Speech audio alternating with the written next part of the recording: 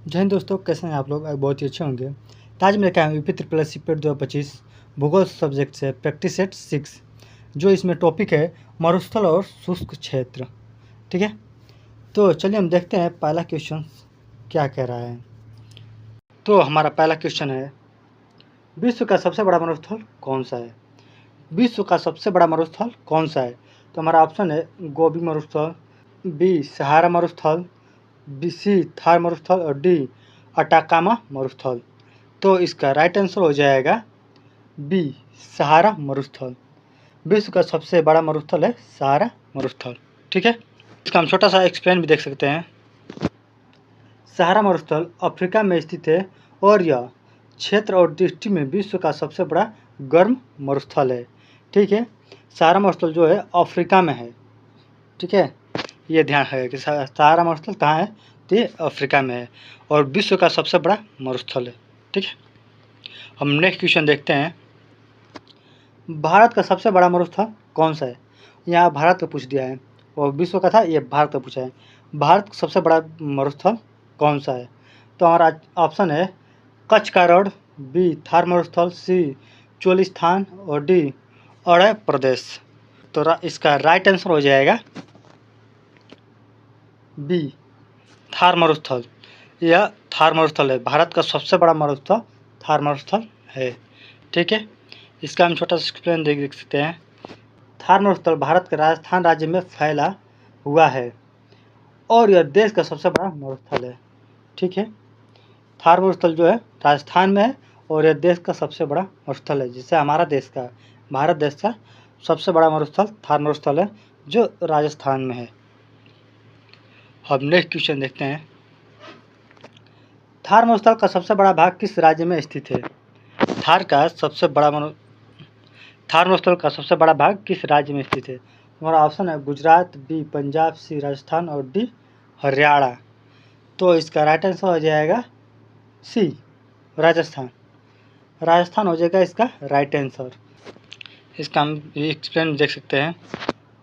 थार मरुस्थल का अधिकांश भाग राजस्थान में फैला हुआ है, विशेषक जैसलमेर, बाड़मेर और बीकानेर आदि जिलों में है। ठीक है, हम नेक्स्ट क्वेश्चन लेते हैं। निम्नलिखित में से कौन सा एक शुष्क क्षेत्र का कारण नहीं है? निम्नलिखित में से कौन सा एक शुष्क क्षेत्र का कारण नहीं है? तो हमारा ऑप्शन है पर्वतीय छाया प्रभाव, बी अधिक वर्षा, सी उच्च तापमान और डी कम आर्द्रता।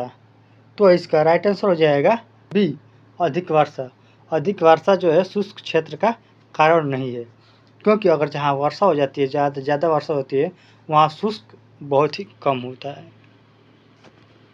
हम इसका एक्सप्लेन भी देख सकते हैं। अधिक वर्षा किसी भी क्षेत्र को शुष्क नहीं बल्कि आर्द्र बनाता है। ठीक है, शुष्कता का कारण कम वर्षा और अधिक वाष्पीकरण होता है। ठीक है, अगर वर्षा कम होगा और शुष्क ज़्यादा होगा तो वहाँ गर्मी जो बहुत ज़्यादा होती है। हमने कुछ चाहते हैं, आटाकामा मरुस्थल किस महाद्वीप में स्थित है? आटाकामा मरुस्थल किस महाद्वीप में स्थित है? तो इसका हम ऑप्शन देख लेते हैं। अफ्रीका, बी एशिया, सी दक्षिण अमेरिका और डी ऑस्ट्रेलिया। तो इसका राइट आंसर हो जाएगा दक्षिण अमेरिका। दक्षिण अमेरिका में आटाकामा मरुस्थल महाद्वीप है। ठीक है, इसका भी हम छोटा सा एग्जाम्पल देख सकते हैं। आटाकामा मरुस्थल दक्षिण अमेरिका के चिली देश में स्थित है और यह विश्व का सबसे शुष्क स्थानों में से एक है। ठीक है, और यह विश्व के सबसे शुष्क स्थानों में से एक है आटाकामा मरुस्थल। ठीक है, यह दक्षिण अमेरिका के चिली देश में स्थित है। हम नेक्स्ट क्वेश्चन देखते हैं। थार मरुस्थल किस प्रकार का मरुस्थल है? थार मरुस्थल किस प्रकार का मरुस्थल है? तो हमारा ऑप्शन है शीत मरुस्थल, डी पठारी मरुस्थल और सी तटीय मरुस्थल और डी गर्म मरुस्थल। तो इसका राइट आंसर हो जाएगा डी गर्म मरुस्थल। थार मरुस्थल जो कि बहुत ही गर्म मरुस्थल है। ठीक है, हम इसका छोटा सा एक्सप्लेन भी देख सकते हैं, इसका व्याख्या भी देख सकते हैं। थार मरुस्थल एक गर्म मरुस्थल है जहाँ दिन का तापमान अत्यधिक होता है और वर्षा अत्यंत कम होता है।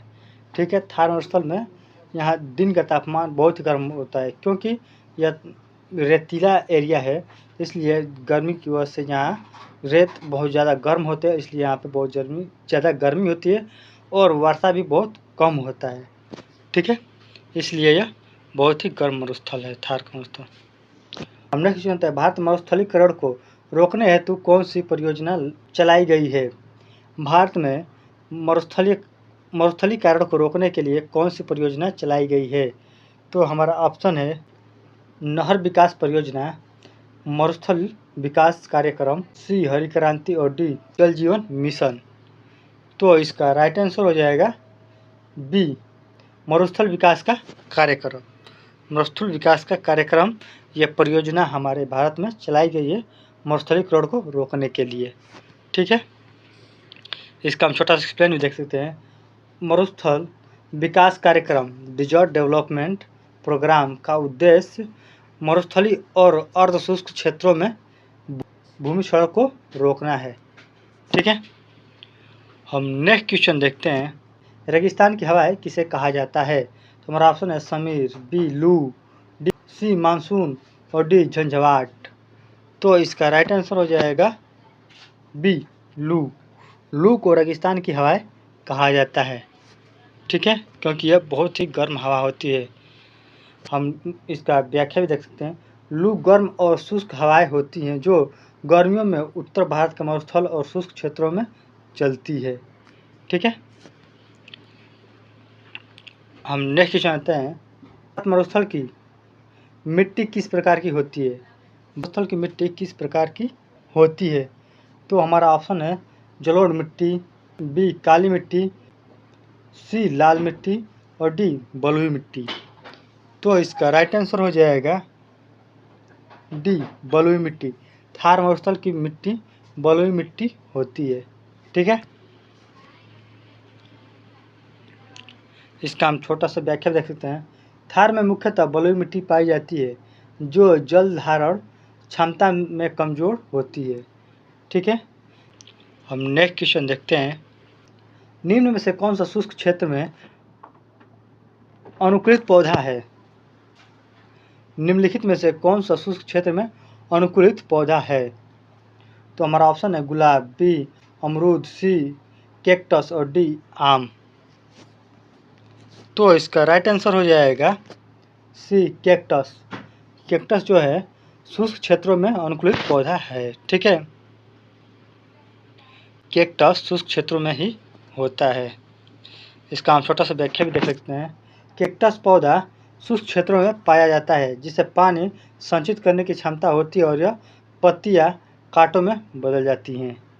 ठीक है, इसको कैक्टस कहते हैं। कैक्टस जो कांटेदार पौधा होता है उसको कैक्टस कहते हैं, जो कि ज़्यादातर मरुस्थल में पाया जाता है और इसमें पानी सोखने की क्षमता होती है, जो कि वह पानी को सोख लेता है, जो कि काफ़ी टाइम तक वो यूज करता रहता है उसको।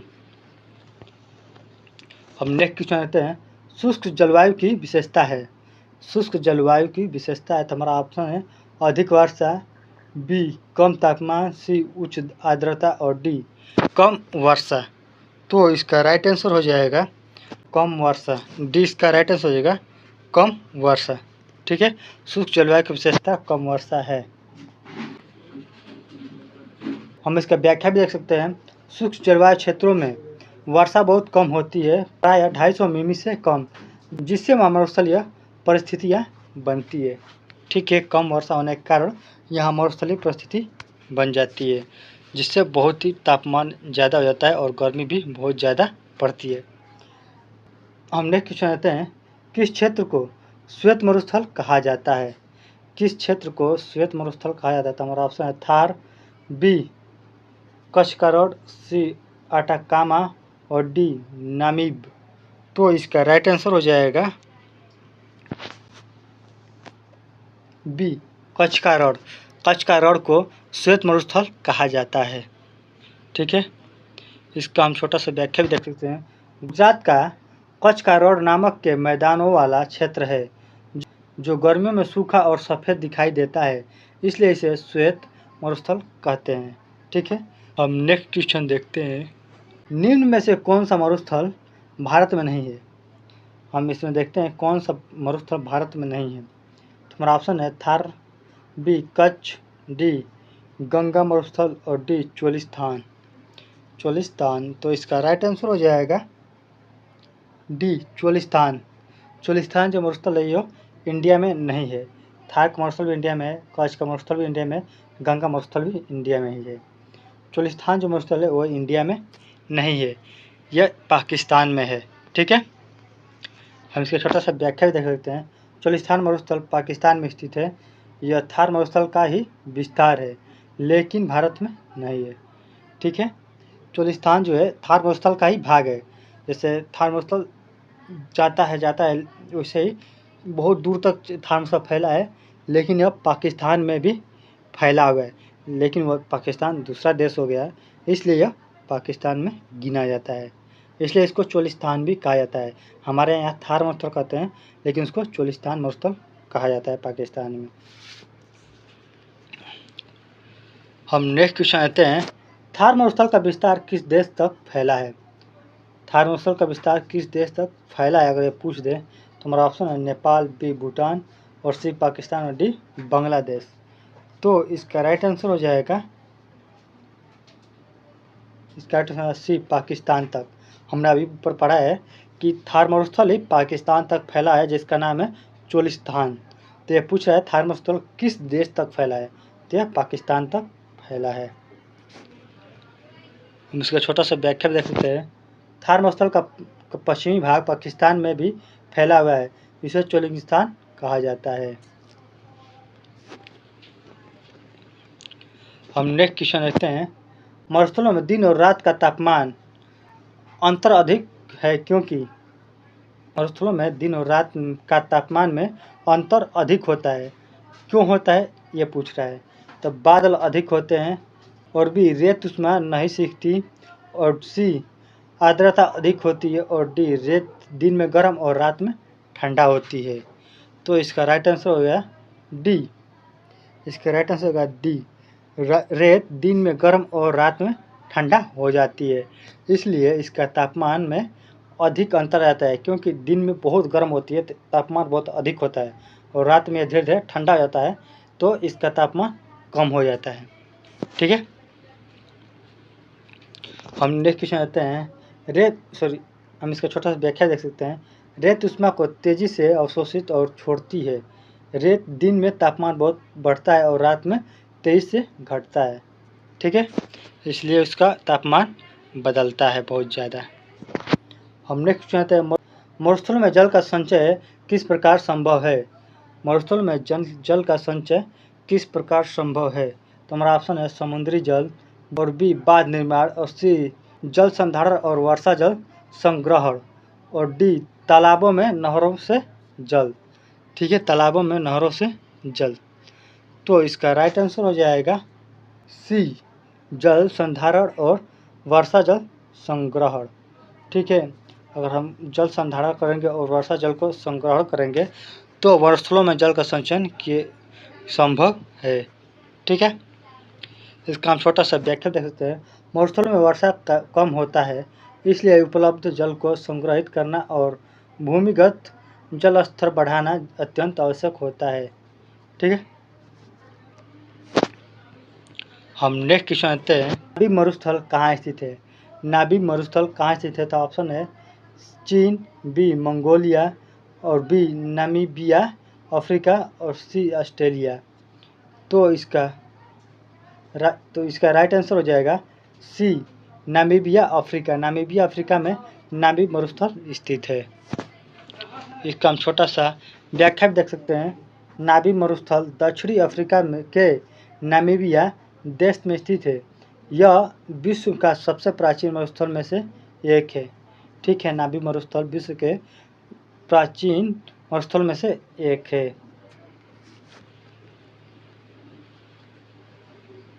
हम नेक्स्ट क्वेश्चन लेते हैं, थार मरुस्थल को अस्थायी भाषा में क्या कहा जाता है? थार मरुस्थल का अस्थायी भाषा में क्या कहा जाता है? तो हमारा ऑप्शन है धोरा, बी पथरीला, सी पठार, और डी लाल मैदान। तो इसका राइट आंसर हो जाएगा ए धोरा। धोरा इसका राइट आंसर हो जाएगा। धोरा को थर्मोस्थल को अस्थाई भाषा में धोरा कहते हैं। ठीक है, थर्मोस्थल को धोरा कहा जाता है। इसका हम छोटा सा व्याख्या देख सकते हैं।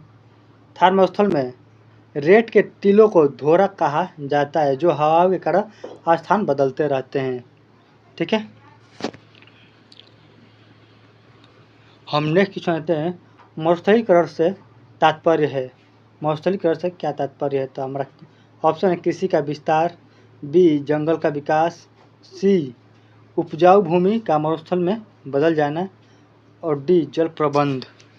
तो इसका राइट आंसर हो जाएगा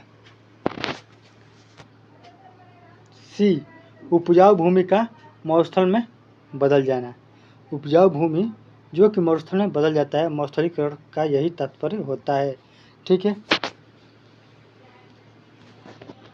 इसका हम छोटा सा व्याख्या देख सकते हैं। जब मानवीय का प्राकृतिक कारणों से उपजाऊ भूमि अपनी उर्वरता खो देती है और बंजर बन जाती है तो उसे मरुस्थलीकरण कहा जाता है। ठीक है, जो भूमि अपना उपजाऊ भूल जाती है, मतलब खो देती है, उपजाऊ खो देती है, जिसमें कोई फसल नहीं लगता, वो बंजर टाइप में हो जाता है, उसको मरुस्थलीकरण में गिना जाता है या मरुस्थलीकरण ही कहा जाता है। ठीक है, हम नेक्स्ट क्वेश्चन लेते हैं। किस गैस के कारण मरुस्थल में तापमान अधिक होता है? किस गैस के कारण मरुस्थल में अधिक तापमान होता है? तो हमारा ऑप्शन है oxygen, B carbon dioxide, C nitrogen और डी ओजोन। तो इसका राइट आंसर हो जाएगा बी कार्बन डाइऑक्साइड के कारण। कार्बन डाइऑक्साइड के कारण मरुस्थल में बहुत ही अधिक तापमान होता है। इसका हम छोटा सा व्याख्या देख सकते हैं। CO2 एक ग्रीन हाउस गैस है जो सूर्य की ऊष्मा को रोकती है, जिससे मरुस्थल में अधिक तापमान होती है। ठीक है, कार्बन डाइऑक्साइड एक ग्रीन हाउस गैस है जो सूर्य की ऊष्मा को रोकती है, जिससे मरुस्थल में सबसे अधिक मतलब बहुत ही अधिक तापमान होता है। तो आज के लिए बस इतना ही। Thank you. कल मिलेंगे फिर ऐसे ही नए वीडियो और नए टॉपिक के साथ। तो आज के लिए बस इतना ही। Bye bye.